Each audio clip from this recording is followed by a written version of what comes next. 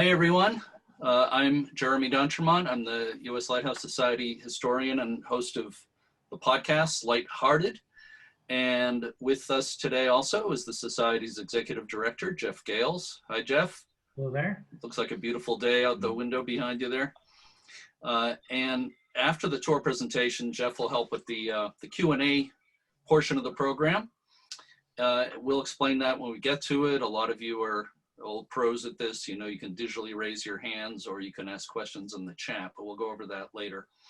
Welcome to our 7th tour retrospective event. I think at the start of the last one, I said it was the 5th, that I had lost count. That was actually the 6th, and today is the 7th. The time has flown by and they've all been so interesting. We really appreciate you joining us today. And again, I promise I won't say this many more times, but please keep your mics muted for now, microphones muted, and we'll unmute you if you have a question later. And also, please don't share your screen, so don't click on the share screen button. Today's presenter will be Chris Brookes. I'll turn things over to him in a couple of minutes. I don't want to repeat myself too much. For those who might be new here, the tours that the US Lighthouse Society offer are a really big part of what the Society does, what makes it so special. Proceeds go to support lighthouse preservation and education. And the tours are not just about lighthouses. When you go on one of these tours, you learn a lot about the culture and communities and the countries where these lighthouses are located.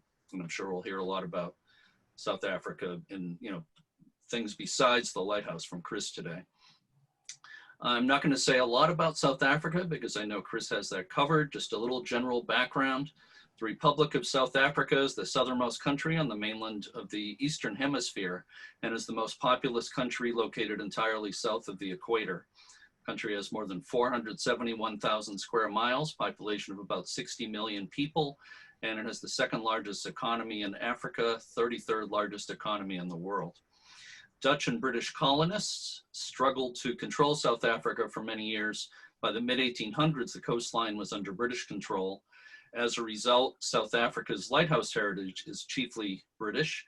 The country has about 1,739 miles of coastline stretching along the South Atlantic and Indian Oceans.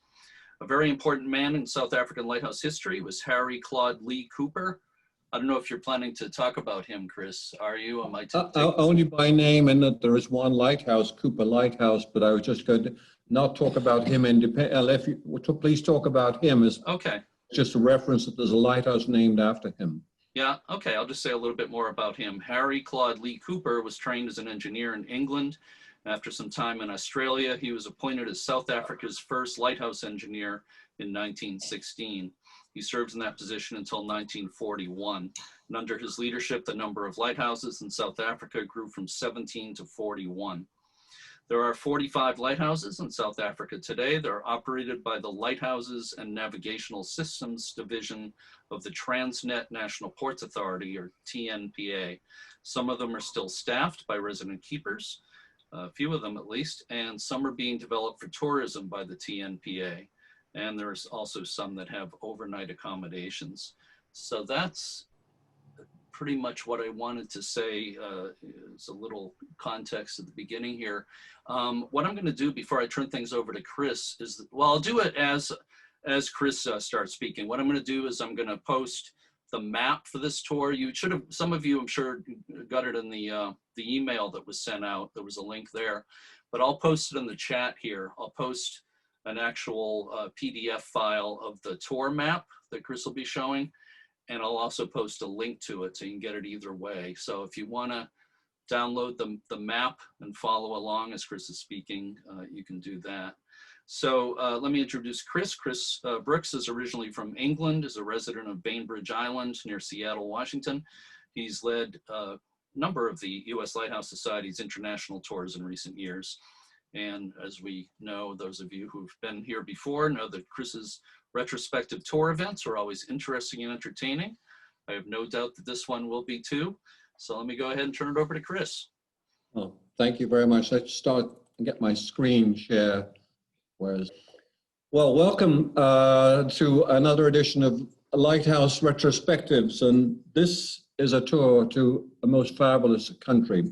John and I have actually been in Africa before, and I in fact lived in Africa for a number of years, but it's changing. There was a Lighthouse tour to the same country, South Africa, 15 years ago, but regrettably, it's got poorer in many respects, and things are changing.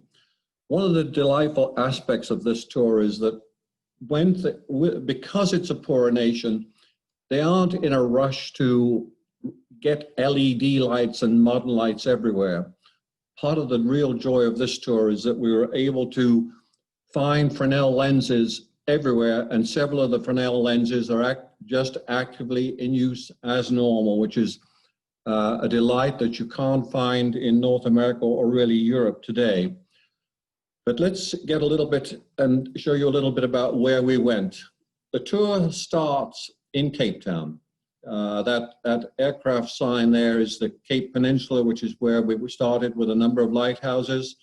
From there, we went up the west coast of up to Columbine, about 100 miles, got back across country and down to Cape Agrilas, which is the southernmost part of Africa, and then all the way along the coast to Port Elizabeth, Addo Game Park here, and East London.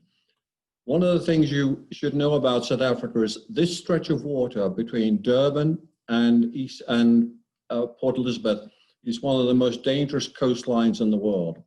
It's just cliffs and rocks and shallows, and if you're on a small ship coming from Durban to Cape Town, you are not allowed to even leave Durban without the authority of lots of people there. So this, and the road doesn't even follow the coastline. So our tour took us all the way up to East London. We then flew to Durban, and we went both south of Durban a little way and north of Durban. The main tour ended there. There's add on the extra part to go to the game parks. We flew to Johannesburg, then a second flight out here into the Nelspruit area. This whole section of South Africa is Kruger. It's a wonderful giant park. It's approximately 200 miles north to south. The east-west varies between 25 and 50 miles. But this, to me, if we're going to take people to try and see the wildlife without fences, just as it is, was to my mind, the best place to go. So once the tour was over, we flew to this corner of Africa. But before I get too far into this, I want to thank quite a few people. First of all, go back and say, I have to thank Mary for her diaries, patches, and designs.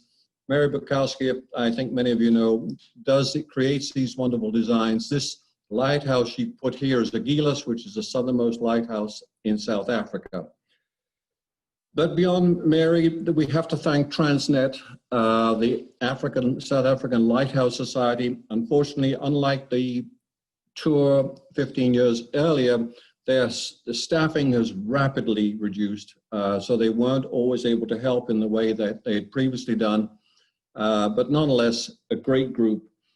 We had a lot of guides and a lot of help, and this wouldn't have been possible, the tour wouldn't have been possible without all their help.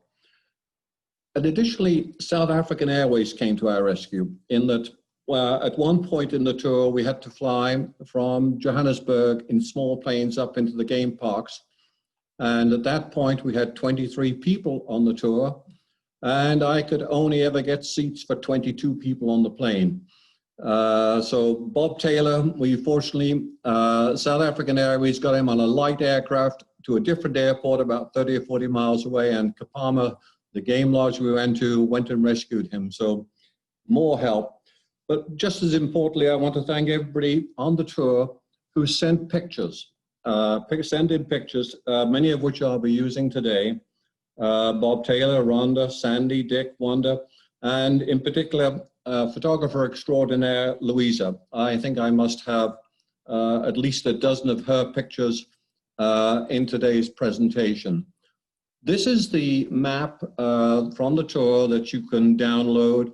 Very much you can see the first part of the tour is in the Cape Town area. We move up to Columbine, then across and come down to the southernmost tip and all the way across before making that next stage. We started in Cape Town, and this is the harbor area. Our hotel was in the harbor area, and we could easily walk around here at night. You can see on the top of the tabletop mountain, you can see this little bump here. That's the top of the cable car. We tended to take the cable car all the way up at a little later stage. But before I got there, I had found out that at the welcome dinner, we had one gentleman who had a birthday, Steve. It was Steve's birthday, and there's no way we're going to start this with a quiet dinner. We're going to start with a whole birthday party for Steve. And if I can make this work, I'm going to try and show you a little of, oh, I have to move that. How do I move that? Oh, there we go. So I got to show you a little bit of the birthday celebration. And as it's a happy birthday, I'm also going to wish happy birthday to a few others. And that Janet here had her birthday yesterday. And I noticed today is Ken Mulder's birthday. So this is not just for our South Africa party. This is for everybody. And hopefully I can get this to load and we'll be off to Africa Cafe.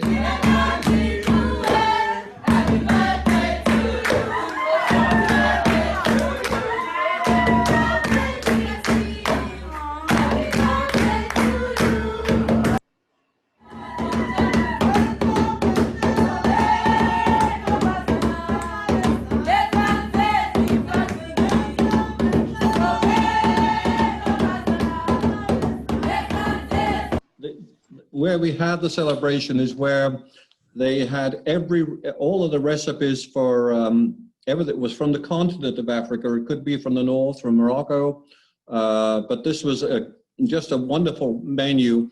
And then the ladies got into the painting. They'd seen the African ladies in there dancing, and so everybody, they all started. This is Louisa and Janet getting into painting, and I saw even some the following morning, still with the paints.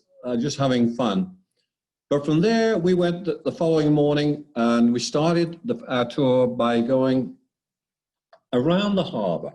A beautiful harbor front, obviously not the wildlife we are planning on seeing later in the trip, but a lot of fun. But then all of a sudden, the ladies found them something which was they thought was really quite exciting.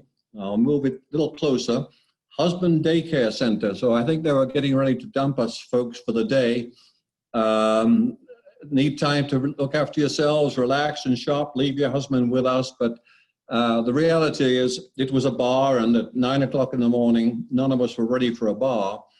But it looked as if it was going to go downhill from there, because the next one I found was your husband called to say, buy anything you want. They're great at signs, but the signs got a little more interesting. The next one I found was a woman is like a tea bag. You never quite know how strong she is until you put her in hot water, which I thought was kind of interesting. And the last one, I kind of like this one. Stress spelled backwards is desserts, and coincidence? I think not. But we needed to get on away out of the harbor and start our tour up through the gardens. There's some lovely gardens in downtown Cape Town. And then about 15, 20 miles out is the Kirstenbosch Gardens, which is where we went to later that afternoon. And these are both formal gardens and formal lawns. And then there's jungle sectors, which are delightful. And then even they have a treetops area where you have a pathway that literally takes you through the tops of the forest, which was really a lot of fun. We couldn't leave Cape Town without going up to the tops of the mountain, and this is the cable car that takes you right up to the top of Table Mountain. This is a view to the south, and right on the horizon here you can see Robben Island, which is where we would be going to find our first lighthouse, and it's where Nelson Mandela was imprisoned for almost 20 years. To the south is Robben Island. To the west and down the cliff is Cape Town.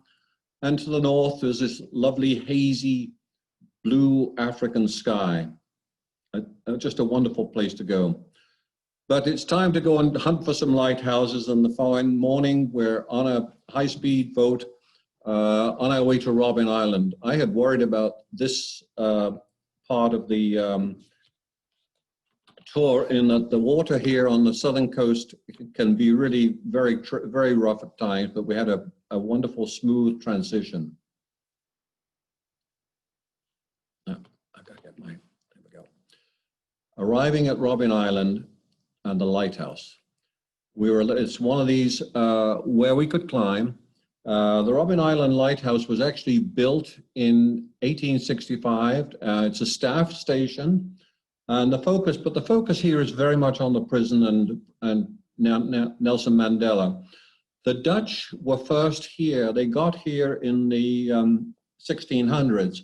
And in 1656, there was even a record of the Dutch maintaining fires at this location to guide their merchant ships coming in. This is the only lighthouse in South Africa that is flashing only. All the others rotate. This is strictly a flashing light.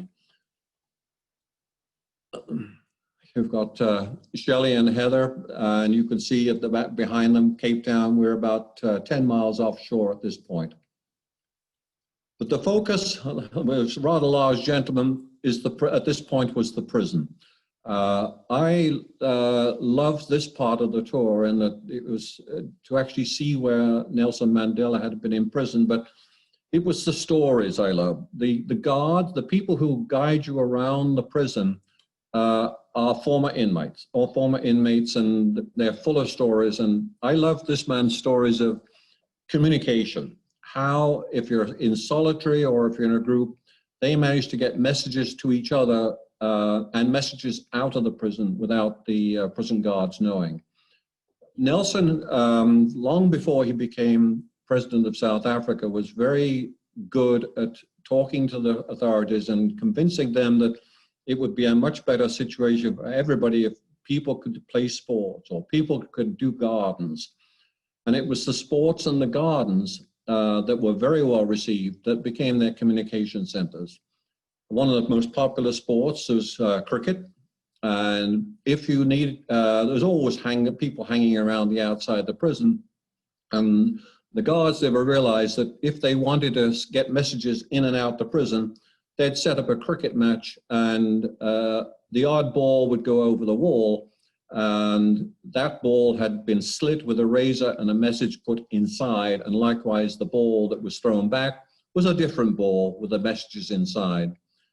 And for people like Nelson, who spent a great deal of time in solitary confinement, he couldn't be out there playing sports, but he and others like that took up gardening, and the garden was their message center, their post office, because underneath various bushes and shrubs, there were message cans that's the way the prisoners at that time were able to pass information back and forth without the guards ever realizing.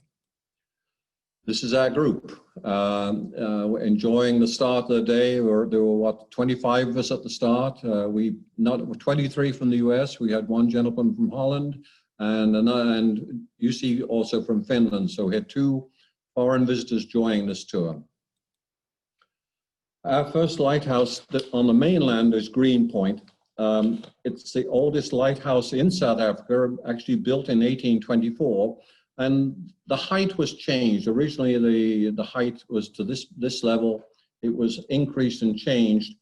And they started with whale oil lamps, argon lamps, whale oil lamps. And it wasn't until 1922 when they finally got their first Fresnel lens. And instead of oil lamps and everything else, when they only had oil lamps, the visibility from this light was only 6 miles. But with the proper lantern, they finally moved it up to 22 miles, which is much more normal. This on your list of lighthouses, you'll see two green points. It's a little confusing in South Africa that there are two lighthouses called Green Point. This is the first one, which is near Cape Town. The second one is near Durban. From here, we went to Slangkop. This was built by Chance Brothers and fabricated in England. It's a cast iron tower, cast iron pieces all bolted together, and it has a lovely first order lens on top. The tragedy is that we were there on a Saturday or a Sunday, and many lighthouses in South Africa that are open to the public are only open Mondays to Fridays because the staff need their weekends off. It is the tallest lighthouse in South Africa. There's a masonry lighthouse further on that we see, but that's very close. But this is actually the tallest lighthouse in South Africa.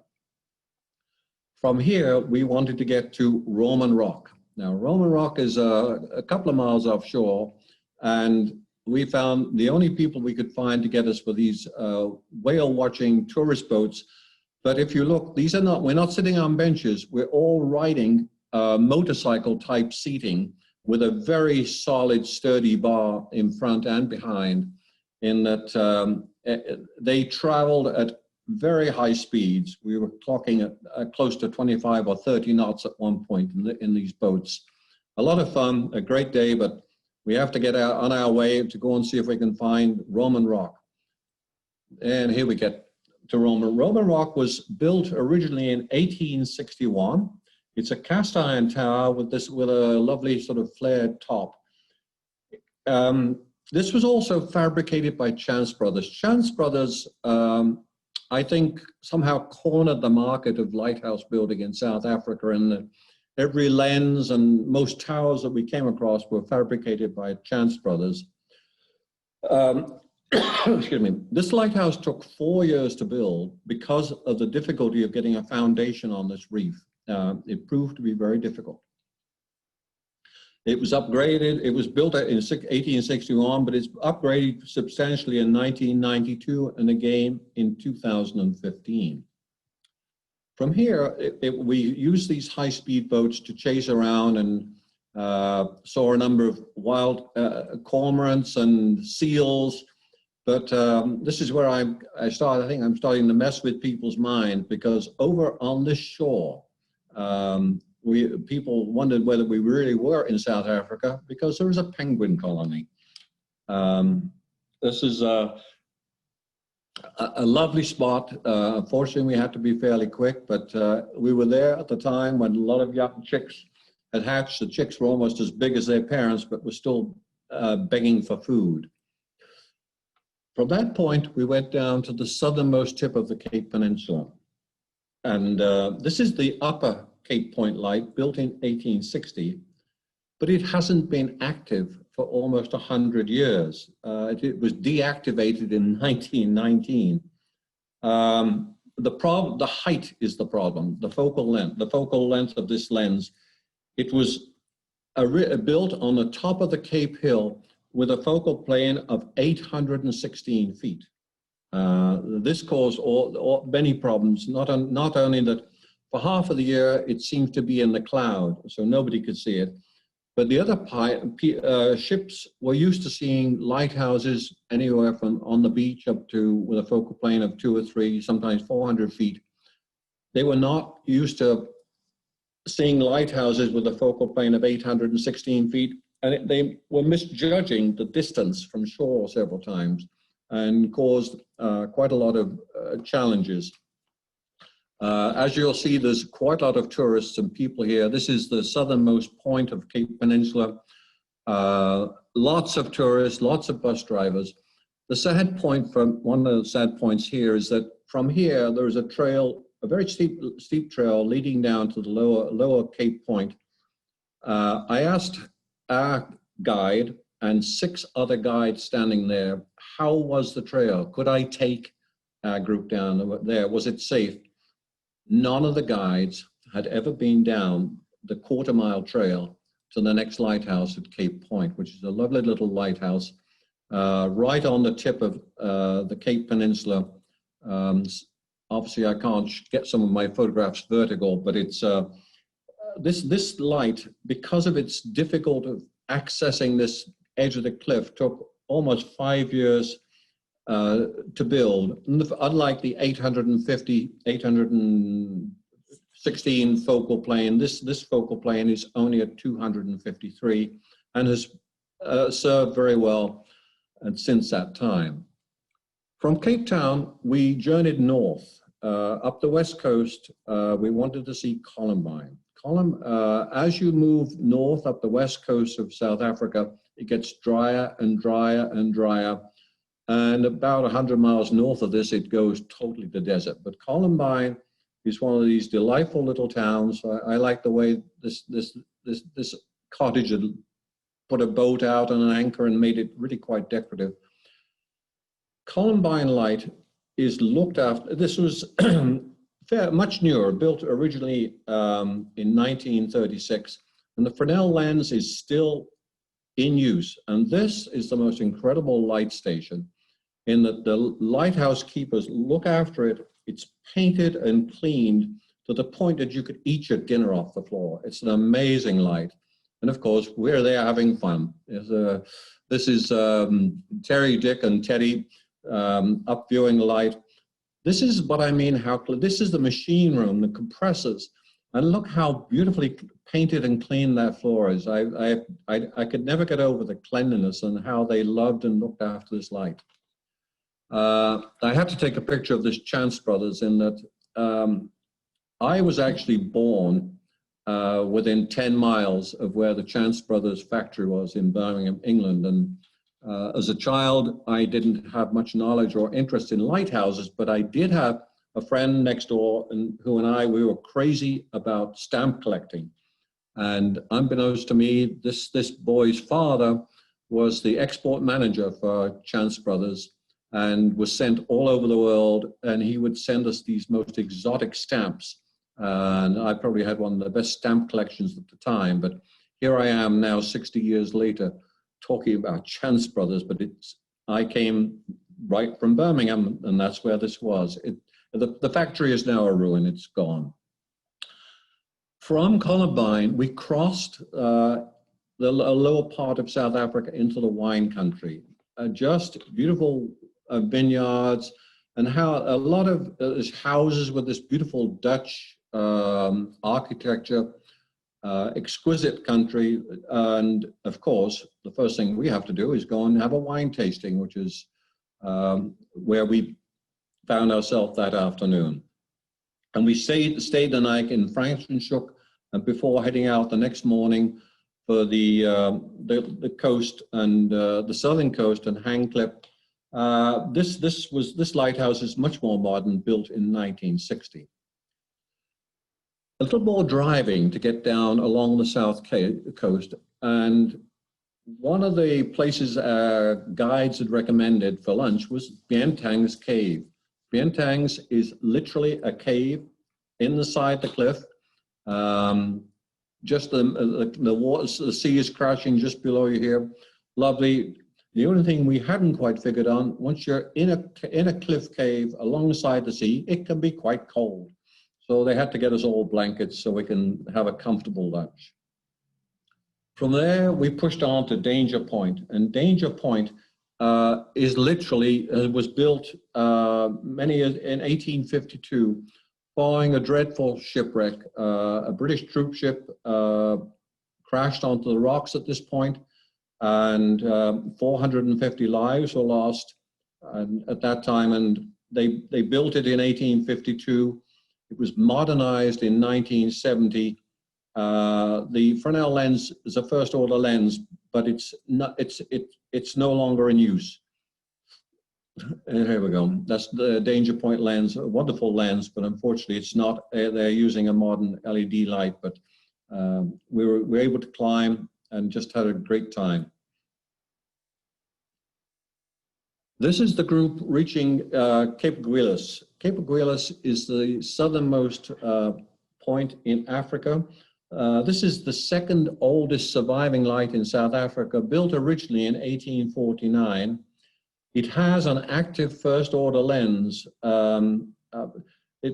and it is operated almost continuously, except for a period from the 60s to 80s. From 1968 to 1988, it pretty well collapsed, and they had to rebuild it. And this is the most southern point in South Africa. At this point, we needed a little shopping therapy, so we found a local market and sent everybody off to find their souvenirs. It's also the most southern point of Africa. It's where the Indian Ocean meets the Atlantic Ocean, and this is Lawrence and Louisa. I think everybody had to have their picture taken at this point of the tour. Later, we lost a few people, found Carol and Terry on the beach. In fact, there was I can remember finding Carol on one of the beaches. We'd gone from there, and we're staying the night at this lovely hotel. There's nobody in minute. You can walk 20 miles on these beaches and see nobody. And Carol's looking very wistful, and I think we could have left her there for 2 weeks and come back and picked her up, and she'd have been very happy. She just was really enjoying that stop. From here, we went to Cape Blaze, again an older lighthouse built in 1864.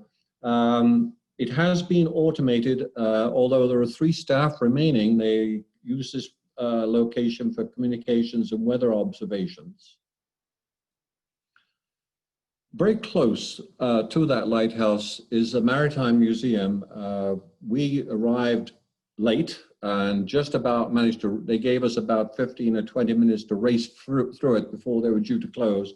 This is a replica of the first Portuguese and Spanish ships that were coming down to this part of the world, and in the lighthouse, together with a few lenses and paraffin lamps, and outside these lovely old cottages, which fishing cottages, which was just delightful. Not only were they even got the trouble of painting nice images on the walls, image of a lighthouse, and then on the shore was the fishing fleet. Obviously, along the cliff there was a modern accommodation, but it was a very beautiful corner of South Africa. They even managed to save a figurehead, which I kind of liked. From there, we went to Storms River. Storms River is not a lighthouse point, but an interesting bridge and just an interesting walk. And you walk around the coast and into this bay and cove to where a river enters, and climb down to this suspension bridge. It's a good big climb up and down, but well worth it and a delightful stop. Again, more shore time. Everywhere we went, as you go along the coast of South Africa, there are literally hundreds and hundreds of miles of beaches, and just having a fun time. I think this is one of Louisa's photographs. She'd set it up, and if you look over the top of Carol's shoulder here, you can see Seal Point. I came down to the shore early evening and took this picture. I love the pastel colors that come out of there in the early evening, but Seal Point's a very dramatic light just off the corner there. Built in 1876, and it has a second order Fresnel lens, and it's the tallest masonry light in South Africa. With the tallest light, if you remember, was cast iron paneling. This is the tallest masonry light. Very interesting lens. Oh, I love these. These are oyster catchers. They were everywhere along the shore, just interesting birds. Cape Recife. This is a staff station, again, with a first order lens, but unfortunately it was again a weekend and there's nobody there. But this station has a big challenge. You don't see it from here, but you go around the other side and the sand is blowing and blowing and slowly burying the station. I'm not sure what they're going to do, but Cape Recife, I think, is a few years away from getting totally buried. From here, we went on into Port Elizabeth and Donkin Hill. This Port Elizabeth, this lighthouse was built in 1861 and then rebuilt again in 1930, and then finally became inactive in 1973. When we got there, the door was wide open, so we could walk. and we'll climb the tower, but the lens and lights are all gone. It's just simply the ability to climb the tower. This pyramid structure is actually a memorial to Elizabeth Donkin. Elizabeth Donkin was the wife of Port Elizabeth's founder, Sir Rufus Donkin. It's just an interesting pyramid. From here we went into Addo, our first park. This is really, Addo is the only park of any significance in the southern part of South Africa. If you want to see game in South Africa, you have to really go north. Addo is a delightful little park. But we did, whilst we were there, we did come across some very interesting lions. I remember this was the second morning, and we had a few people in the Jeep very concerned because we're riding in open Jeeps, and we got about as close as this to the lion. And our guide assured us that if we stayed quiet and didn't bang around, he would be quite happy because he's very used to seeing people coming by. A kudu later in the morning. And then it's back to lighthouses. This Great Fish River was actually built in 1898. It's not very tall, but it sits on top of a cliff, so it has a focal plane of 279 feet, and it has a second order Fresnel lens. Hood Point. This is really the last of the lighthouses in the southern part of Africa, built in 1895, also built by the Chance brothers, and has a first order, very nice first order lens. We were able to get right there. From the corner, from Hood Point, this is where we took the flight and went north to Durban, and immediately started, well, going from the cliffside of Durban and went south. This is a more recent lighthouse, built in 1953. It's a concrete, cylindrical concrete tower with a focal plane of 436 feet. It replaced an original light, which lasted from 1867 to 1942. That was actually built about 3 miles furthest to the southwest, and it's Cooper Lighthouse, named after the engineer we talked about earlier, H.C.L. Cooper.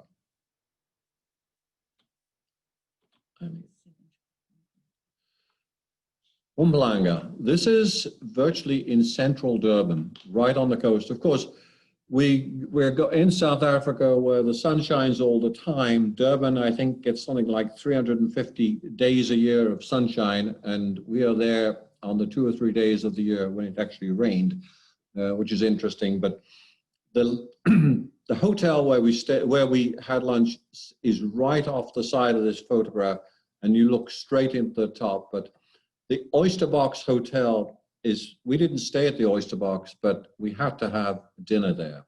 This is one of the most spectacular hotels, wonderful place to go for dinner. In the curry bar, they have 7 different types of curry, and they obviously realize that most people haven't a clue about the spicing levels and the taste of different curries. So they encourage you to come up multiple times and try the different meals. A great fun place to have dinner, and incredible desserts. Just a beautiful hotel. And then their floral displays, I thought, were second to none. Just a fun place to go for dinner. From here, we get to the next green point. This was built early in the century, 1905, and they restored it in 2007. It's round and it's cast iron paneling again. And it has a Fresnel lens that's still in use, a lovely first order lens, still in use. Port Shepstone, and then we're now heading north of Durban. A cast iron tower that was it's relatively small, built of cast iron, built originally in the wrong place in 1892. They lived with that for quite a number of years. Then finally in 1906, they dismantled it, picked it up, and moved it 40 miles to the north, which is where it presently sits. North Sand Bluff, much more modern, like built, again, cylindrical concrete, built in 1999, very much more modern, and just a modern lens. Tugela, also new, built in 2007, and it replaced an older skeletal structure, but Tugela represents pretty well the last lighthouse of the tour. From there, we went north a little bit to Shakaland. We got to Shakaland in the pouring rain, so I actually took this picture off the web so we can get. I couldn't get his nice blue skies to show you my own pictures, but Shakaland is where they tell the Zulu story, a lot about the tribe, and then they put on a big show. We just had a good time, and from there the tour went to the cargo hold. I wondered about where the heck I had read about it, and it's in a warehouse district, and they have created these giant aquariums, 20 feet high, huge aquariums, and a lovely fish scene of that area. But this had to be our farewell dinner for the main tour. The two European guests left us here, and the rest of us went off to Hoedspruit. At least there were all except one on this flight, but he soon caught up with us. And we went to Kapama. Now, in trying to organize a tour of South Africa, one of the biggest challenges is finding a place in the wilderness that can accommodate a group of 25. And Kapama was really my only hope, and it turned out to be such a spectacular place, and they were just lovely and generous people. And from here we had a very nice dining room. This is our breakfast room, different areas. Going off on game drives for here is one way. It's the only place in the world I ever get 3 breakfasts in a day, and that the game drives you're up at 5, you could have a light breakfast at 5:30. You'd be off looking for game in the jeeps for a couple of hours, and the guide would have flasks of coffee and snacks, and you'd come back, and at 9:30 they'd have a full breakfast for you. So it was not only that, about noon there's lunch, and then there's afternoon tea. It just kept going. But then we all got into these jeeps, and on the front end of the jeep they'd rig seats, so there was a tracker. The guide had to, obviously, if you look at the condition of the tracks and the roads we were on, he had a full-time task of trying to make sure we didn't roll the jeep and got there safely. The tracker was all the time looking at what's going on, and is the track fresh, and who is it, and where is it. And from here, of course, we came across all sorts of people, and elephants, first of all, and rhino. The water buffalo, some of the most dangerous critters around. You do not want to get close to those guys. And lions. I thought this actually is one of Louise's shots, and it's very unusual. And normally the lionesses and the cubs stay separate, but you've got a male lion here and a cub looking for affection and playing. Then we used to take a very early morning game drive, and then we would take an early evening game drive. The game tend in the middle of the day to go and hide. It gets hot. They don't want to be out in the sun. If they're going to hunt, they'll hunt early morning for breakfast or hunt in the early evening for dinner, but they don't want to go chasing around when it's that hot. So we were often out in the early evening looking for game. Leopard, one of the most difficult animals to find. I think everybody, they talk about the big 5, but I think everybody in the group got to see the big 5. One of the joys is that they divided the group into multiple jeeps. So you didn't travel around in a kind of a big bus. You're all up in small jeeps, and you stayed with your same driver all week, and thereby he would know what you've seen and what you haven't seen, and try and go to places where he thought there was a reasonable chance of finding the missing animals. South Africa, it's not just the animals. It's amazing place for birds. This is a roller. Just the colors are just spectacular. A flycatcher, just amazing, amazing birds. A kingfisher down by the river. These are weaver birds. I have never figured out. They somehow manage to hang their nests. They don't take a cup of a bough. They just literally create these nests and hang their nests. And then always the vultures. And then down to the river, we have the hippos hanging out. And if we look carefully on the far side, there was a croc sitting there keeping his eye on us. Warthogs and zebra and giraffe. But then all good things unfortunately have to come to an end. And Kapama Lodge set up a farewell dinner for us outside. We're joined not just by everybody in the group, but the drivers who came with us on our trips all joined us for dinner. It was just a wonderful, wonderful dinner too, and a nice way to end a tour that was really a lot of fun. And Jeremy, I'm afraid that is the end of our journey for today. Wow. Thank you so much, Chris. So if you want to... I'll stop sharing. Yeah, well, that was fantastic. As it always is when you present. Well, what happened there? Something, I'm back. Yeah. So Chris, did you say that can you hear me, Chris? Yes, I can. Yeah.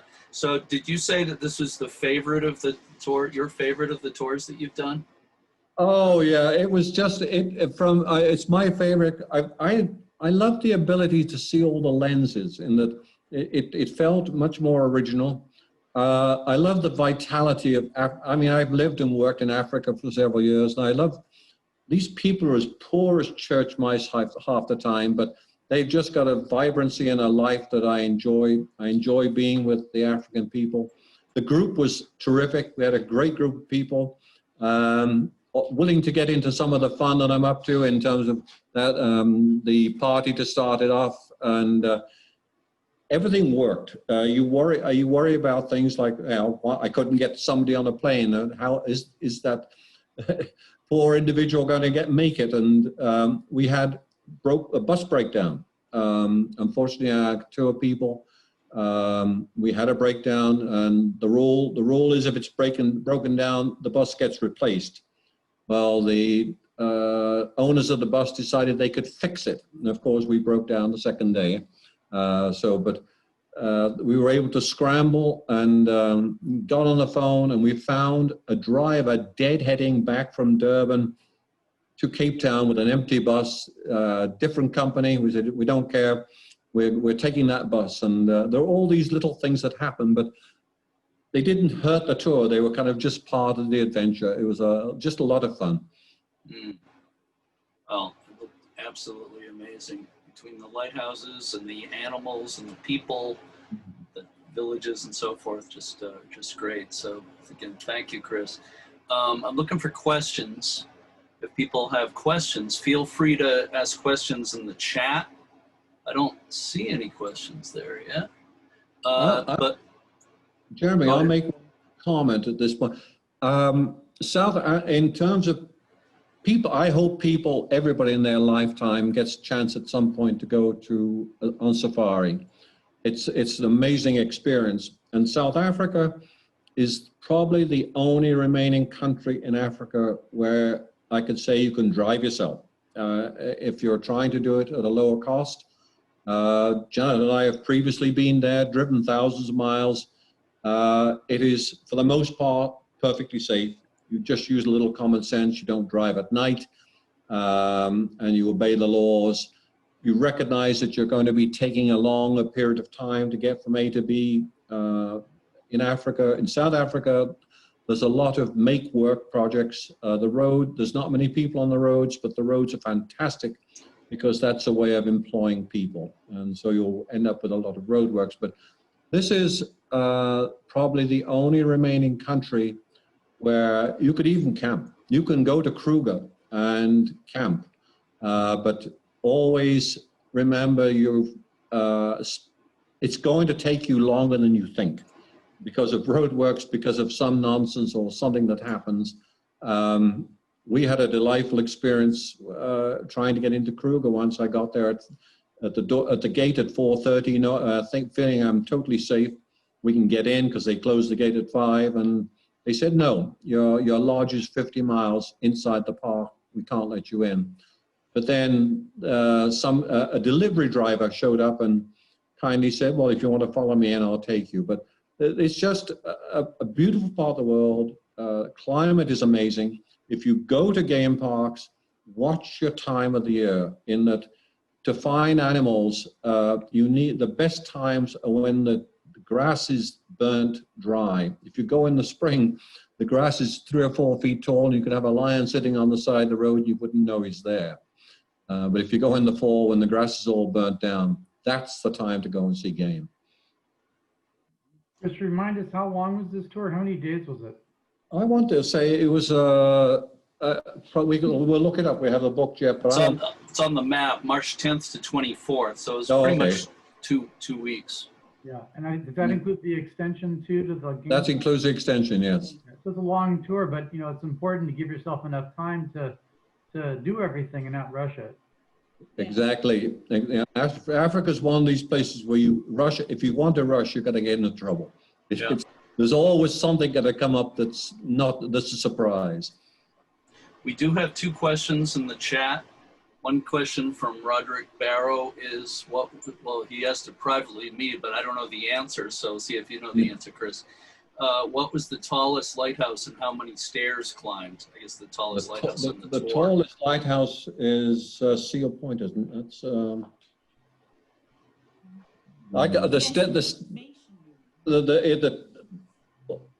no, Seal Point is the tallest masonry one, but the tallest one was prior to that. It's at okay, Clip Danger.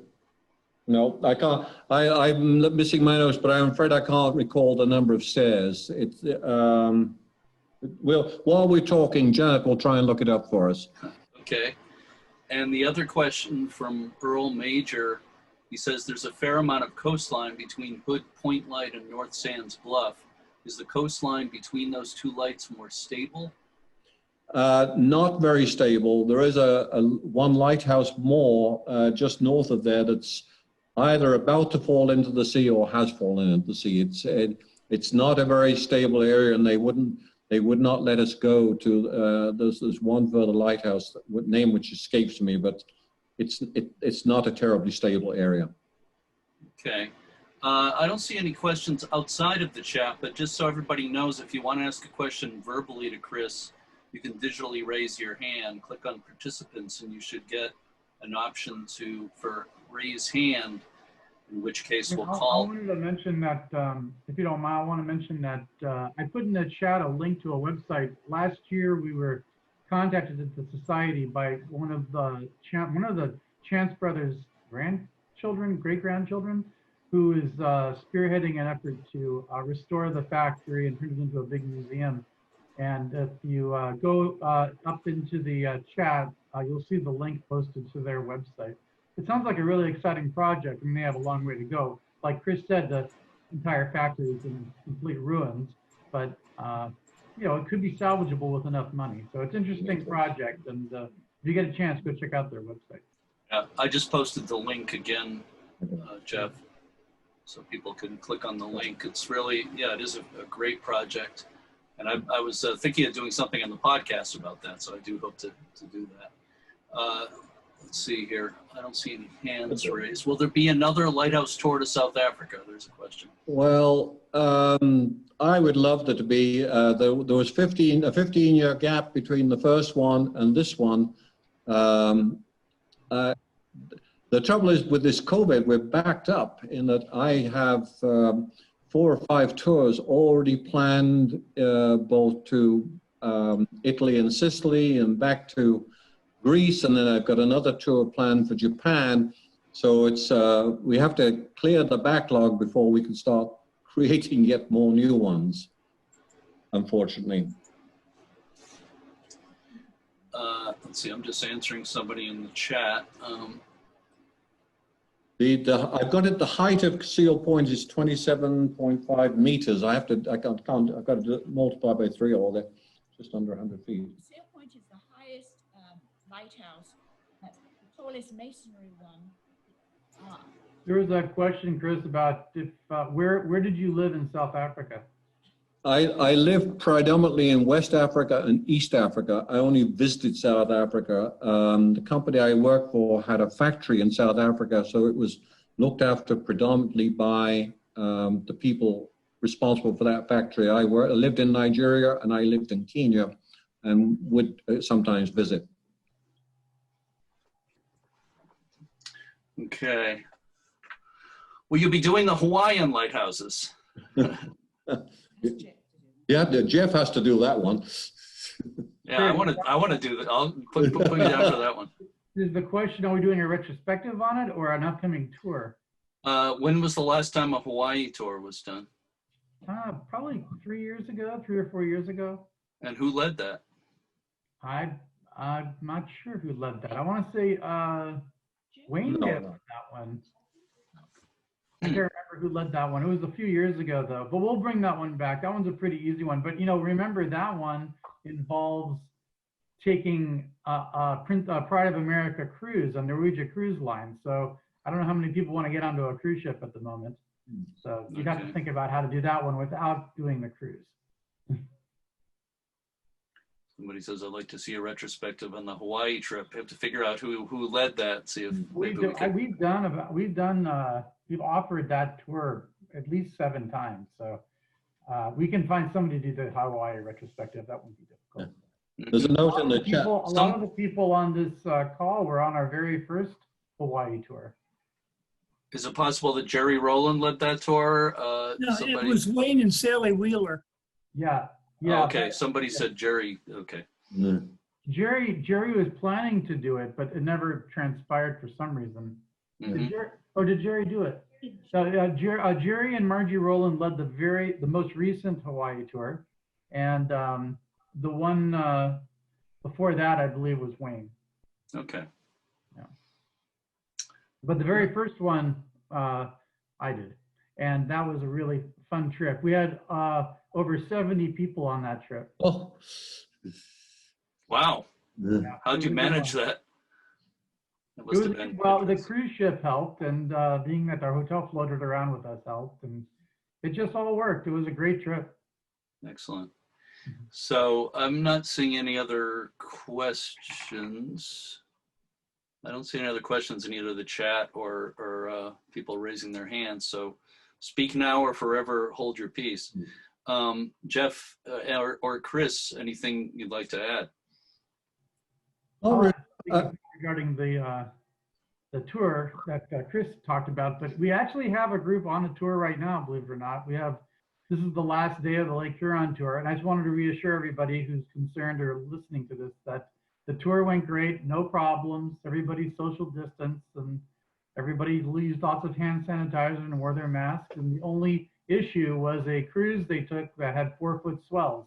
Other than that, they had a great time. So I'll get more reports on that tour and post photos as soon as I can. But it'll be the only tour this year that's operating. Right. Yeah. Marion says that the Slimecop Lighthouse has 144 steps, is 108 feet tall. So that's the tallest and the most steps. Thank you. We just found the answer in meters, and I'm sitting here trying to convert it to feet. So we got beaten to it. Right. All right. So if nobody else has any questions, or Jeff or Chris, if you want to say any parting words.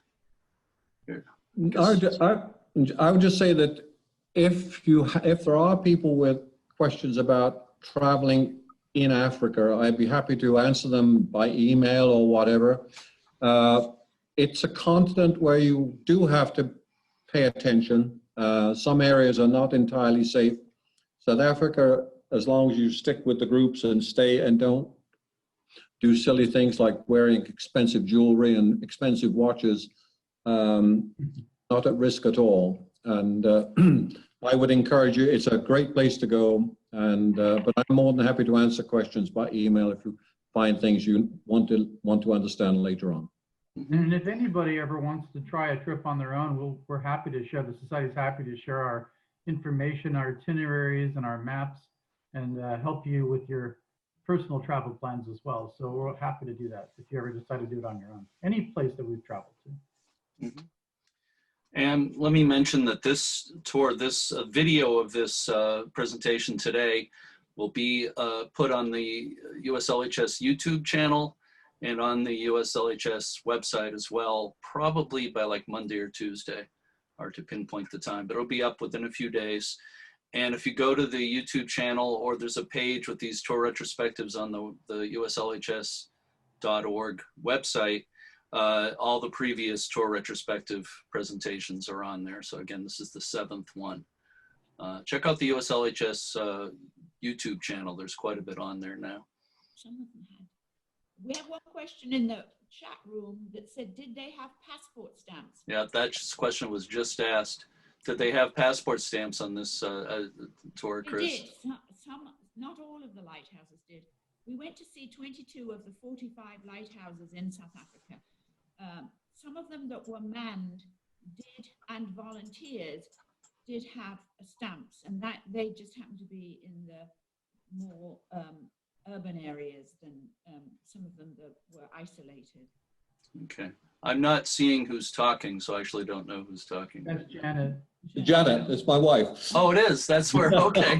There's a disembodied voice. I'm looking everywhere else. Where did that come from, right? Yeah.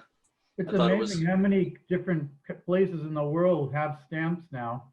And they're not official Lighthouse Society stamps, but they participate in the program loosely. And it's always fun when you travel internationally to try to find those stamps. Yeah. Right. Yeah, no, it's neat that more and more places are doing it all over the world. So if nobody else has any questions, I think we'll wrap things up for today. Any plans for the next retrospective, Jeff? 2 weeks from now, Yeah. we'll be doing another one, 2 Saturdays from now. So we'll announce which one it'll be probably next week.